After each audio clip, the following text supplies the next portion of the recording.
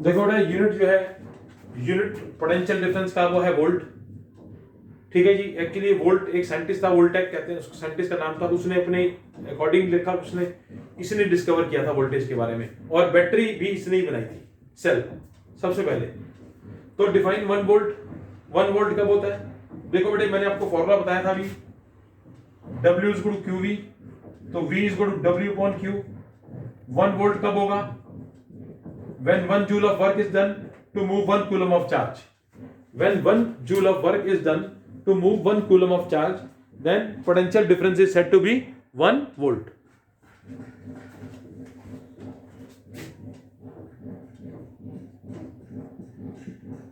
Define 1 volt. ठीक है जी। अब उसके बाद बेटे डेफिनेशन देखो, इसमें दो डिफरेंस लिखे मैंने, वोल्टमीटर और एमीटर को नापना है, मतलब डिफरेंशिएट करना है। इसका डिफरेंशिएट मैंने आपको पहले भी लिखाया हुआ है। वोल्टमीटर जो होता है बेटा वो वोल्टेज को नापता है, इट मेजर्स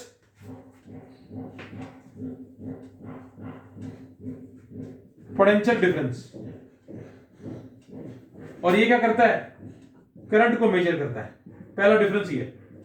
दूसरा ये जो दूसरा पॉइंट है इसमें, इसके अंदर हाई रेजिस्टेंस होती है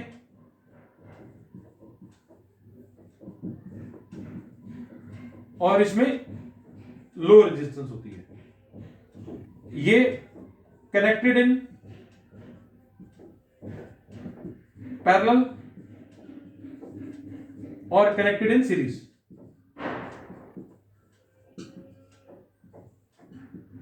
अभी मैं आपको डिफरेंशिएट बताता हूं बेटा सीरीज का और पैरेलल का। आपने अभी नया वर्ड सीखा, ये सुना है रेजिस्टेंस के बारे में। रेजिस्टेंस बेटे देखो ऐसा, ज्यादातर बच्चे सारे फैमिलियर हैं क्योंकि ये चैप्टर पहले भी सबने बच्चों ने किया हुआ है, तो सबको पता रेजिस्टेंस होती क्या है।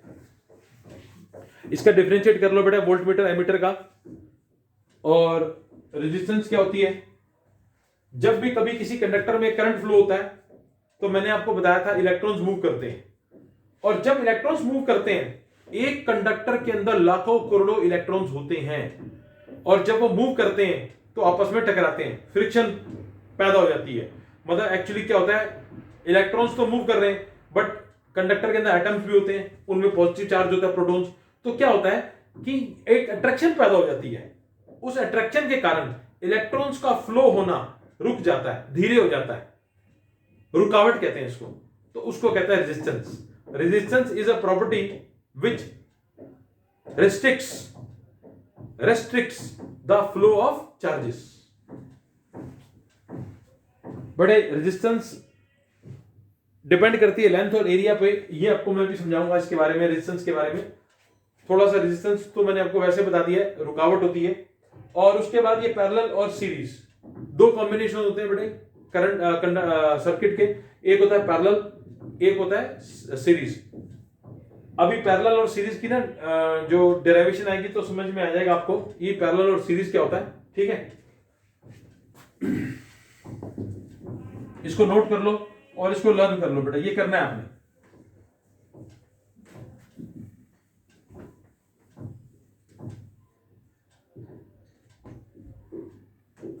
अब वो कह रहे हैं if 2 coulomb of charge passes in 5 seconds, नहीं sorry, 2 coulomb of charge passes through a conductor, through a circuit you can say,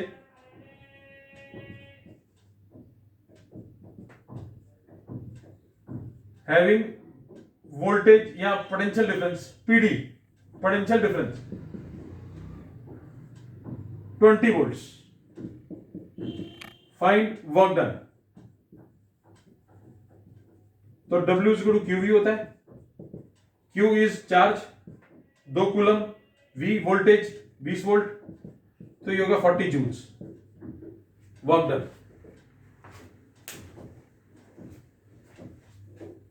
ठीक है जी, ये तो समझ में आ गया आपको बड़े। If 2 coulomb of charge passes इन, देखो बड़े जो एमीटर है, करंट है उसका सिंबल है एम्पियर, यूनिट है, और आई करंट है,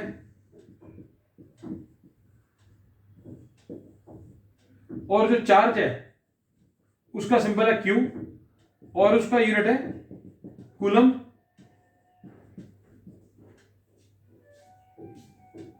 और work done W, work done W.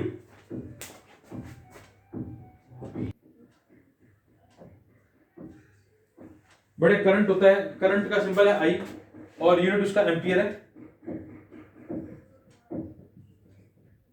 Unit ampere है। चार्ज, चार्ज का सिंबल है क्यू और यूनिट है कूलम, वर्क डन डब्ल्यू, इसका यूनिट है जूल। बड़े याद रखना है आपने, जितने भी यूनिट्स है ना सबके यूनिट्स याद करने, सिंबल याद करने, क्योंकि ये पेपर में जब आता है ना आपको लिखा हुआ कि एम्पियर, तो उससे पता चलता है कि करंट है। वी वोल्ट, वोल्ट से पता चलता है ये पोटेंशियल डिफरेंस है। तो ये सब आपको लर्न करना है। मैं आपको जब चैप्टर का एंड होगा एक बारी मैं सारे लिख करके दे दूंगा। और वैसे बेटा इसके अंदर ना आपको ना सिंबल्स याद करने, तो सिंबल आपको जैसे आप पोटेंशियल डिफरेंस चैप्टर का टॉपिक खत्म होगा ना उसी समय ओम्स लॉ शुरू होगा। तो ओम्स लॉ से पहले ना आपको ना चार्ट दिया हुआ एनसीईआरटी के अंदर, उसमें सारे सिंबल दिए हुए हैं, बैटरी का, एमीटर का, रेजिस्टेंस का। तो वो याद करने, सिंबल आते हैं पेपर में, सिंबल भी लर्न करने आपको पेपर में आते हैं।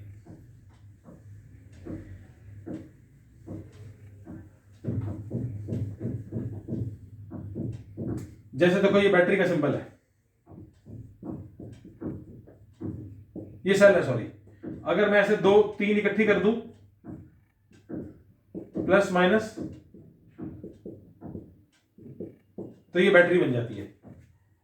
ऐसे ये सिंबल है रेजिस्टेंस का। तो ये सिंबल आपको दिए हुए बेटा एनसीईआरटी में, आप उनको लर्न करो, ठीक है। ये पेपर में आते हैं एक नंबर में। अब उसके बाद है बेटा हमारा अगला topic main important, Ohm's law. बेटे आपने करंट के बारे में पढ़ा। करंट क्या होता है? Flow of electrons. जब भी किसी कंडक्टर में इलेक्ट्रॉन्स मूव करते हैं तो करंट पास होता है।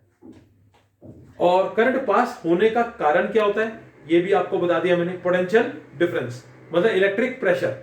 और जब तक पोटेंशियल डिफरेंस क्रिएट नहीं होगा करंट पास नहीं होगा, मतलब इलेक्ट्रॉन्स मूव नहीं करेंगे। तो इलेक्ट्रॉन्स के मूवमेंट के लिए पोटेंशियल डिफरेंस होना जरूरी है। और पोटेंशियल डिफरेंस कौन क्रिएट करता है? बैटरी, सेल, ठीक है ना। जैसे स्विच ऑन करते हैं इलेक्ट्रॉन्स मूव करना शुरू करते हैं। अब हम पढ़ेंगे बेटा ओम्स लॉ के बारे में। ओम एक साइंटिस्ट था जिसने क्या करा बेटे, वोल्टेज और करंट के रिलेशन को स्टडी किया। He studied the relation of voltage and current. उसने एक सर्किट लिया,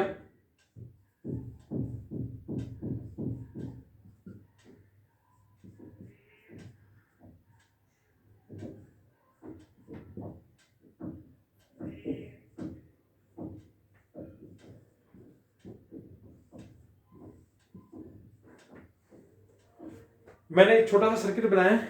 एनसीईआरटी में जो एक्टिविटी दे रखी है ये एक्टिविटी लर्न करनी है बेटा, ये इंपॉर्टेंट है, ये आती है पेपर में, आई हुई है ओम्स लॉ के ऊपर।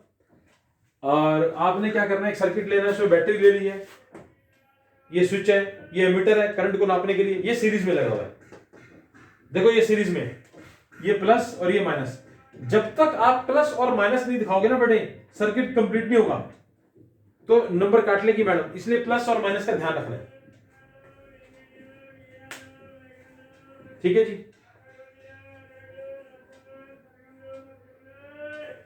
अब देखो उसने क्या करा, एक्टिविटी में जो एक्सप्लेन कर रखा है वो मैं आपको बता रहा हूं।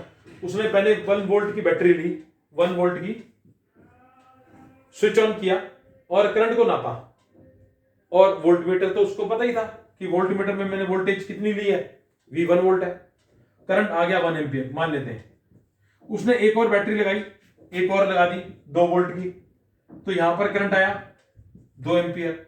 फिर उसने तीसरी एक और लगा दी, स्विच ऑन किया तो 3 एम्पियर का। तो जिस तरीके से वो वोल्टेज को बढ़ा रहा था बेटा उसी तरीके से करंट भी बढ़ रहा था।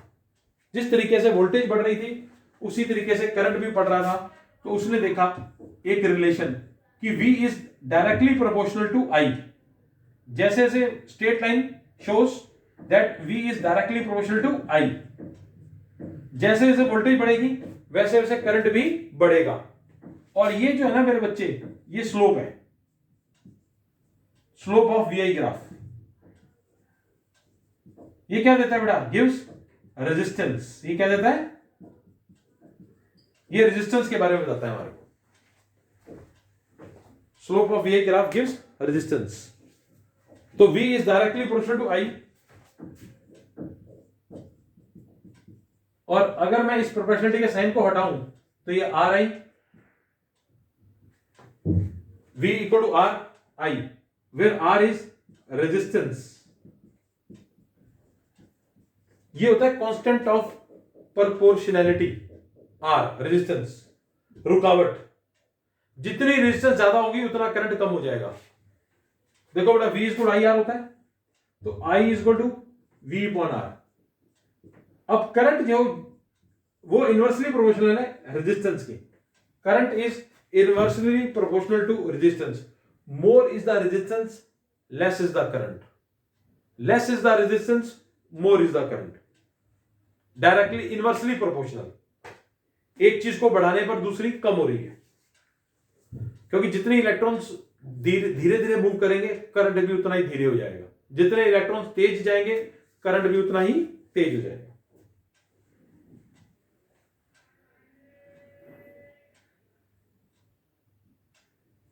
ठीक है जी। V is good IR। ये बेटा हमारा ओम्स लॉ है। इसकी डेफिनेशन करनी है। स्टेट इसका डेफिनेशन दिया हुआ है, एनसीईआरटी में भी दिया हुआ है, बुकलेट में भी दिया हुआ है। आप उसको लर्न करें, बड़ा इंपॉर्टेंट है, ये आता है पेपर में। और इसके ऊपर ग्राफ बनाना भी आता है पेपर में। जैसे आपको ये वैल्यूज दी होंगी 1 2 3 1 2 3 ऐसे कुछ वैल्यूज दी होंगी, आपको उसको प्लॉट करना है। मैं आपको बताऊं, एनसीईआरटी की लास्ट एक्सरसाइज है ना, उसमें मेरे ख्याल से क्वेश्चन नंबर 7 है शायद। हाँ 7 है शायद, 7 या 8 दोनों में से एक क्वेश्चन है। तो उसमें आपको ग्राफ बनाना है और रेजिस्टेंस निकालनी है। एक्चुअली वो ऐसे दिया हुआ है, जैसे ये 0 है, ये 0.5 है, ये 1 है, फिर 1.5 है, यहां पर दिया हुआ है 3.2 6.7 ऐसे से। तो इस पे 1 पे, फिर 2 पे, फिर ऐसे स्ट्रेट लाइन आएगी। आप उस ग्राफ को प्लॉट करना और उससे रेजिस्टेंस निकल आएगी आपकी। ये हमारा ओम्स लॉ है बेटा, ठीक है। ये बड़ा इंपॉर्टेंट है, इसके ऊपर न्यूमेरिकल आता है।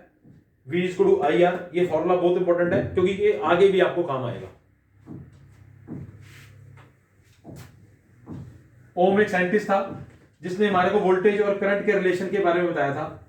उसने कहा था जो वोल्टेज है वो डायरेक्टली प्रोपोर्शनल होती है करंट के at constant temperature and other features remaining same. मतलब टेम्परेचर सेम रखना है और कंडक्टर भी सेम रखना है।